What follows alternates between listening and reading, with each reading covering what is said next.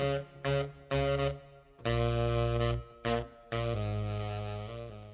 Wargamers, today I want to talk about one of my favorite Tau special characters. That's Commander Farsight, or Oshava as he's called in the Enclaves.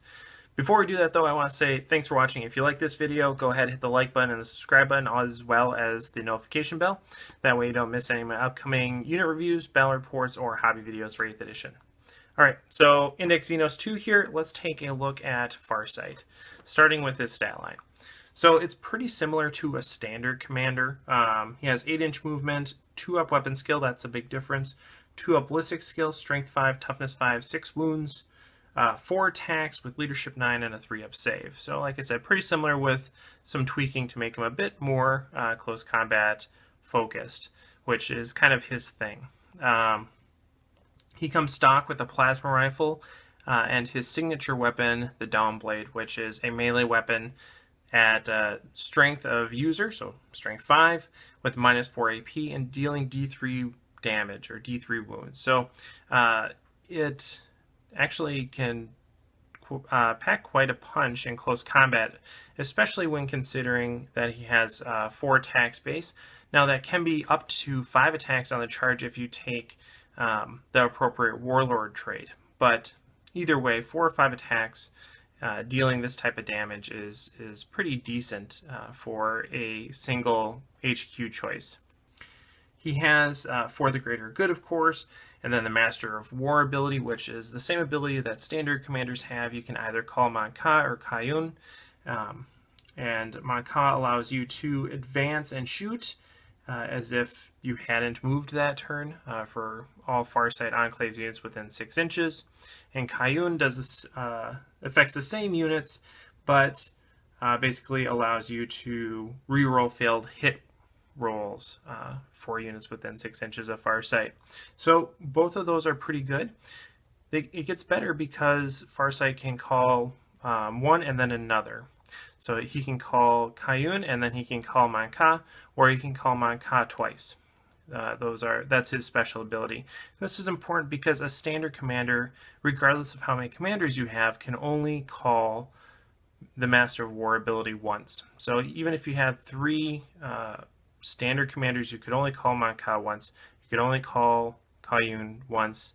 You couldn't call both of those. But having Farsight in your army allows you to call both, which is pretty cool. He has the ability Way of the Short Blade, allows you to re-roll hit rolls of 1 for friendly Farsight Enclaves units within 6 inches, or within 6 inches in the fight phase, or in any phase if it's an Orc unit you're facing. And this is part of the fluff of Farsight, is that he's an Orc specialist, so it gives you a bit of a boost against Orcs, although that's still an ability that you can make up for with marker lights or multi-trackers. So it's not a game breaker, it's not anything that really, swings things one way or another, but it is nice. It's a nice thing to have. It gives you a little bit of marker light independence, and especially in close combat, you're probably not going to want to be shooting marker lights at a unit that you're planning on charging. You're probably going to be using those marker lights elsewhere for shooting priority, and so having this ability in close combat is actually fairly decent. He comes stock with a shield generator, which gives him a 4-up invulnerable save, and of course he has Manta Strike. Now, I want to talk specifically about how Farsight compares to a standard commander. And I think this is kind of the biggest issue with Farsight, is that on paper, just in a vacuum, Farsight is not the superior choice to a standard commander. Standard commander is going to give you more flexibility, more fire output. They're going to have a very shooty role, and they're going to do it very well, much better than Farsight can. But it's not so far as to say that you should always take a standard commander and never take Farsight, or the other way around. Basically, Farsight has some play in it. So he opens up some tactical options that a standard commander just can't do, and I think he synergizes with units in a way different than a standard commander does. Basically, he still needs support. A standard commander is going to need support, or he's going to be shot down right away, and that's true for Farsight as well. But Farsight can really utilize those units to do a lot more focused, aggressive damage, and he brings an element to your army that's just not going to be there otherwise. If you're facing a Tau army and they don't have Farsight, they just have a standard commander, or maybe not even that, you're going to assume that they're going to be basically on their heels the whole time. But if you're facing it against an army that has Farsight in it, that's not going to be the case. Farsight is going to be aggressive, he's going to be a melee specialist in some ways, and he's going to want to drag other units with him. He's going to be kind of this spear on the side of the table that's just harassing the other army and not allowing them to just go forward, advance, and do whatever they want, and basically forcing them to reconsider their strategy and always kind of keeping them on their toes. So you basically turn the tables a bit. Instead of being a Tau player that's playing defensively, primarily shooting and trying to grab objectives where you can, Farsight enables your army to act in a way that is going to include some of those elements, but also be aggressive and force the enemy to not just advance. They're going to have to make some choices, and when your opponent makes choices, that's when you can exploit those choices. And so I think that's really the best strength. That's the greatest strength of Farsight, is that he mixes things up in a way that is unconventional for Tau, and so your opponent may not know how to respond to it very well. Basically, you can deploy Farsight in your back line if you're fighting against orcs, but really that's not where he's going to shine. Instead, he's going to be much better supported by deep striking in with a unit of crisis suits, in with a breacher team and a devilfish. Any of those types of combinations are going to work very well. Vespids are going to work very well as well, but Vespids lack the ability to benefit from Master of War because they are not Farsight enclaves. They don't have the Sept keyword. They only have Tau Empire. So breachers or crisis suits are going to be able to use the Monka ability to advance and fire in a way to A, get close, get those fusion blasters off, get those pulse blasters off in a shorter range, doing more damage.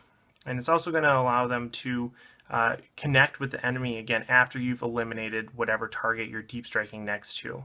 So I think that's the critical point of the Farsight strategy, is that you deep strike him in to take out potentially an isolated unit or something on the fringe. You eliminate that unit, but then you're kind of out in the open. And although Farsight does have 8-inch moves as well as crisis suits, you're going to want to get somewhere else quickly. And so calling Monka twice is useful for that. It's more difficult to deploy the Kayun ability just because Farsight's going to want to be moving around. And so you're really not going to be able to use that well, because 8th edition is a very dynamic game. It's about movement, and having to stand still with Kayun is problematic in a lot of cases, especially if you're upfield deep striking in with Farsight. So calling 2 Monkas can be really useful. Yeah. So I think that's about it. I did want to mention the thing about the breachers, though. I think a breacher team with a devilfish can be really useful for a couple reasons. One is that having the devilfish there can actually be some artificial cover for Farsight or his crisis suits that come with him. Additionally, having the devilfish there can be a good initiator for a charge. Farsight is going to do very well in a lot of situations in close combat. He's not going to do very well against dedicated assault armies. He's just not that good. He'll get overwhelmed. But against less specialized opponents, he's going to do very well.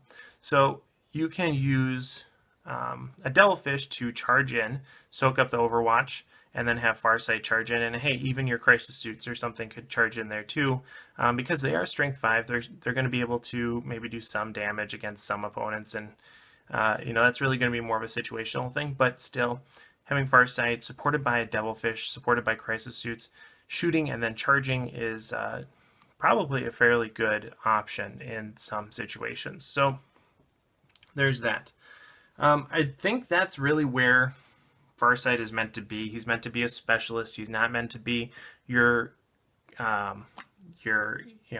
all around warlord or your #1 pick every time. But I think in a lot of situations he can offer some tactical flexibility and kind of mess with the opponent in a way that other commanders can't. And that's why I like him. One thing is that he is probably going to die at some point, unless you keep him very well supported. He might be putting himself out there a bit too far, especially if you want him to get into close combat right away. But aside from that, I think he can still do a lot of good work. So that's why I think Farsight, pretty good. Not a universal choice, but still offering some good options for you. Let me know what you think in the comments below, and of course, happy wargaming.